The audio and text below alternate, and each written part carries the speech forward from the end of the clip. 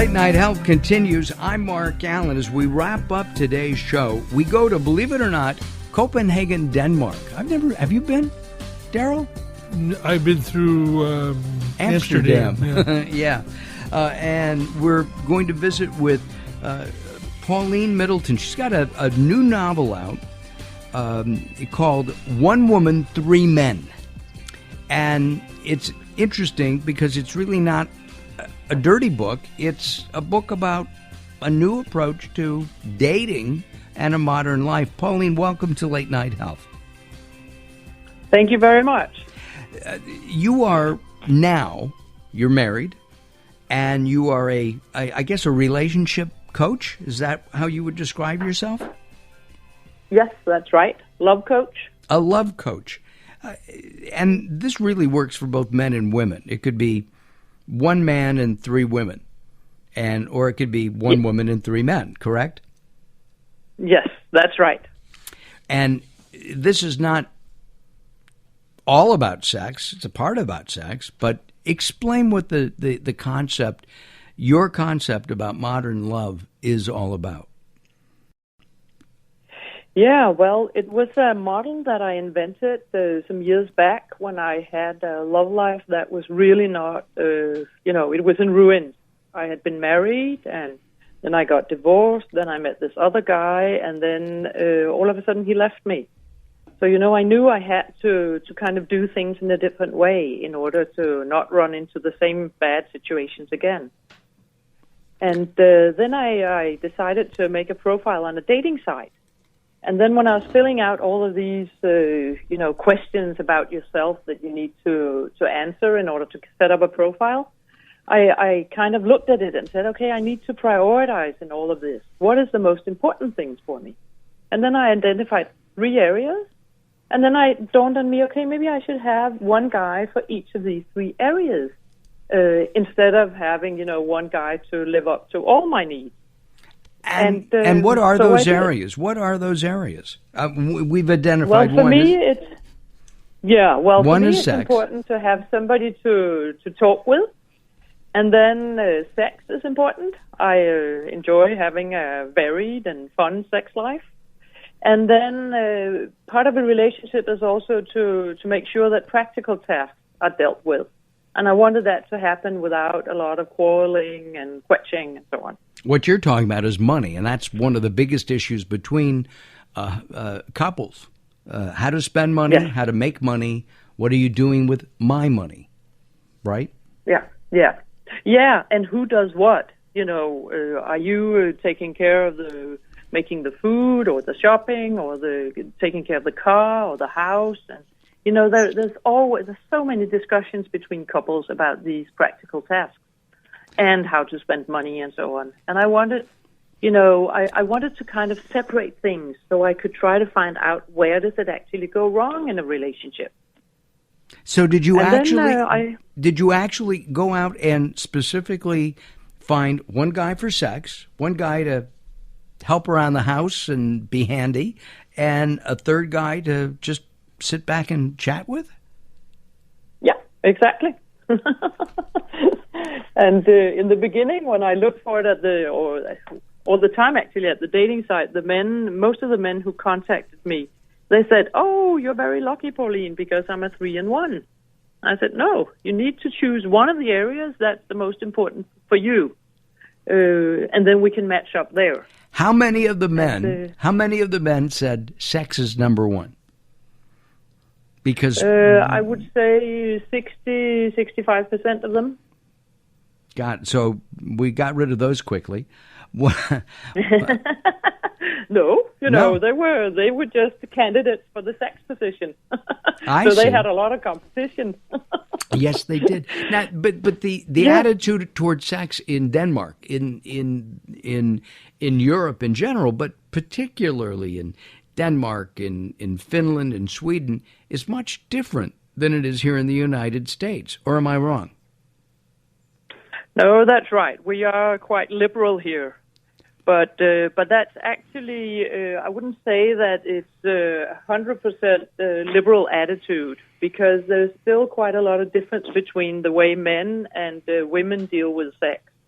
We still see like the guy who has an active sex life with the different partners. He's like a stallion, and we have a lot of positive words around that.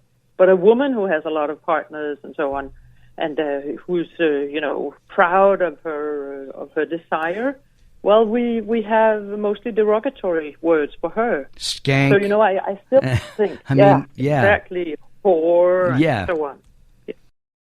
I was trying to be nice, but yes, you're correct. Okay. Yes. Yes. Pardon my French.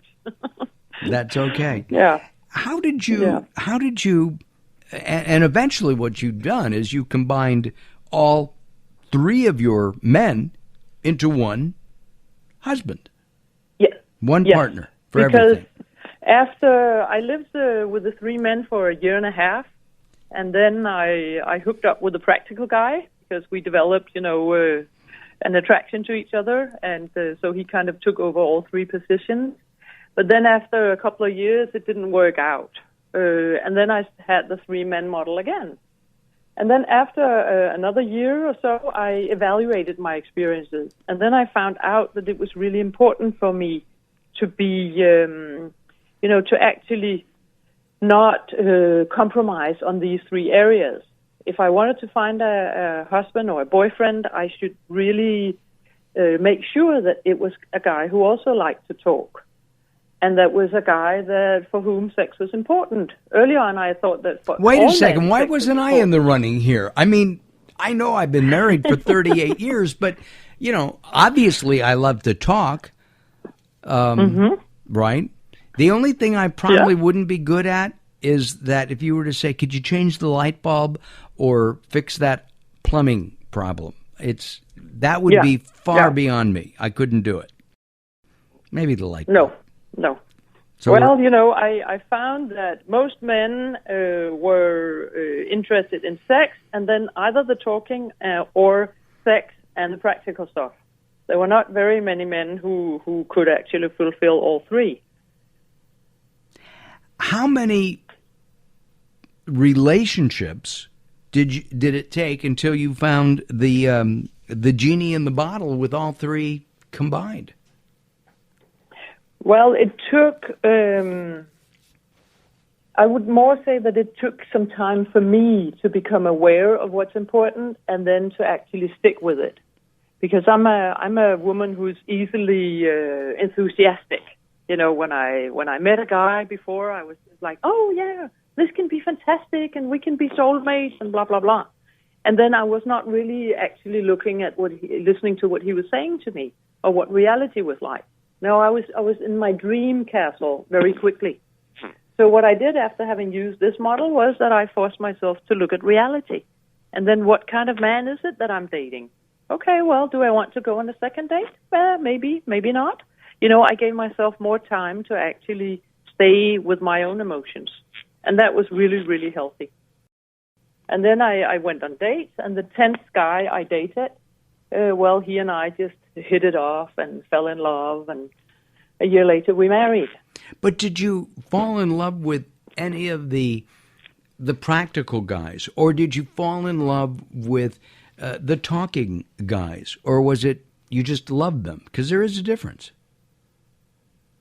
Yes. Well, the first guy I fell in love with after I had my model, that was the practical guy.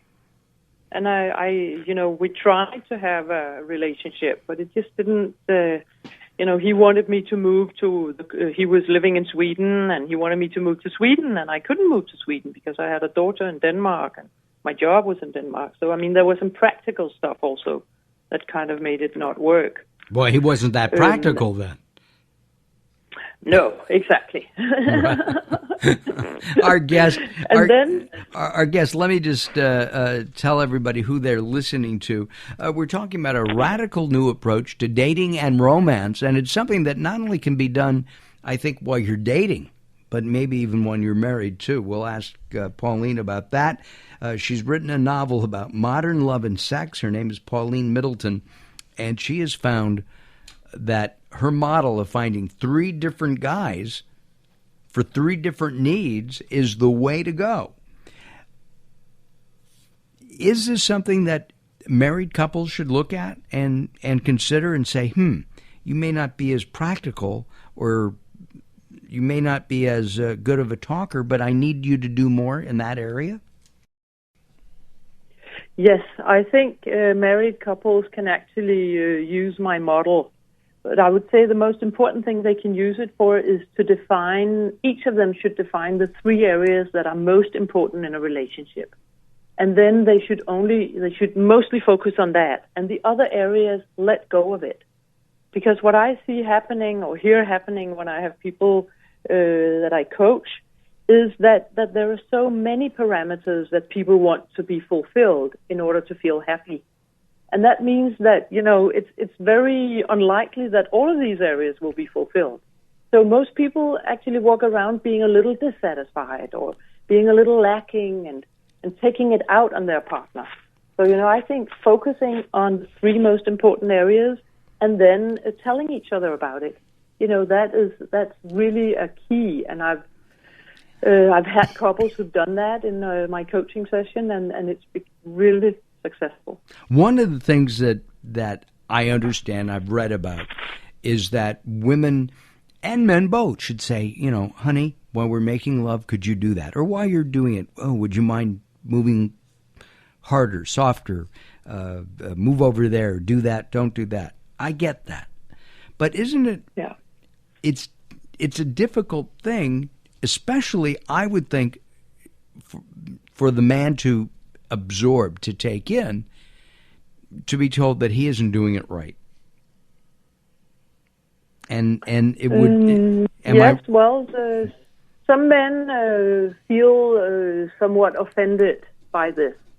But I think what is a good idea here is to look at the car, to look at lovemaking a little like having a car. You need to go in and fill it up at regular intervals, and you need to do some aftercare. Like, let's say you've been in the car wash, and then you need to care for the car. It's like, it shouldn't be so much like an exam where you need to do this and do that in order to pass the exam. It should be more something where you're kind of listening. If the woman doesn't like what you're doing, then why continue doing it? Then ask her, well, what would you prefer, honey? And then she will show, and then, okay. And then she will get happy, and then the guy will feel so proud because he's doing something to her that makes her feel good. And also, it helps. It helps our male ego when we know that we're doing it right. It does. Exactly. Sure. Our guest from Copenhagen, Denmark, one woman, the author of One Woman, Three Men. She went from economics to becoming a love coach. And she's going to be in the United States in a couple of weeks. Maybe we'll have an opportunity to meet her and talk face-to-face. Join us at latenighthealth.com. We'll have Pauline's picture up and a copy of the book up there as well, and a special page just about the book. I'm Mark Alyn. Don't go away. Much more coming up as we continue here on our show. Join us at latenighthealth.com and love us on iTunes. We'd appreciate that. iTunes for Late Night Health. All right, we'll be back as Late Night Health moves forward.